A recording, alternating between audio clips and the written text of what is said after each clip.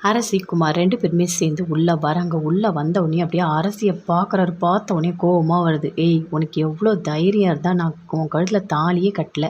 எதுக்குடி இங்க வந்த? போடி உங்க வீட்டுக்கு" அப்படின்னு கேட்குறாரு. அத கேட்டவுடனே அப்படியே அரசிக்கு கோவமா வருது. அப்படியே பார்க்குறாங்க. "என்னோட குடும்பத்த அவமானப்படுத்தணும், அசிங்கப்படுத்தணும்னு நெனச்சல்ல நீ? உனக்கு எவ்வளோ தைரியம் இருக்கணும்டா? இனிமே வாழ்க்கை ஃபுல்லா கல்யாணமே ஆகாம அப்படியே இரு. அதுதான்டா உனக்கு தண்டனை" அப்படின்னு அரசி சொல்றாங்க. "ஏய்! என்னடி திமிரா பேசுற?" அப்படின்னு அப்படியே கிட்ட வராரு குமாரு. "இங்க பாரு, என்கிட்ட வந்த" அப்படின்னு சொல்லிட்டு கத்தி பக்கத்துல எடுத்து அப்படியே கழுத்துல வைக்கிறாங்க. அப்படியே அறுத்து புட்டு போயிட்டே இருப்பேன். "நான் யாரு தெரியுமா? என்கிட்ட வச்சுக்கிட்டா அவ்வளோதான் நீ" அப்படின்னு சொல்லிட்டு அரசி அப்படியே கோவமா பேசுறாங்க. அப்படியே பார்க்குறாரு. எதுவுமே பேசவே இல்ல குமாரு.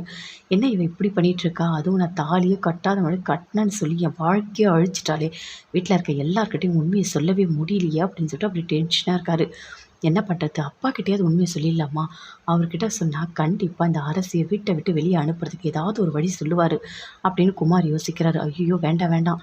சொன்னா இந்த பொண்ண கல்யாணம் கூட உன்னால பண்ண முடியலையான்னு ரொம்ப கேவலமா பேசுவாரு. வேண்டாம். நாமளே யோசிச்சு ஏதாவது ஒண்ணு பண்ணி இந்த அரசிய விட்டு வெளிய அனுப்பணும் அப்படின்னு குமார் யோசிச்சுட்டு அப்படியே வெளிய வராரு. அரசி பயங்கர கோவமா இருக்காங்க.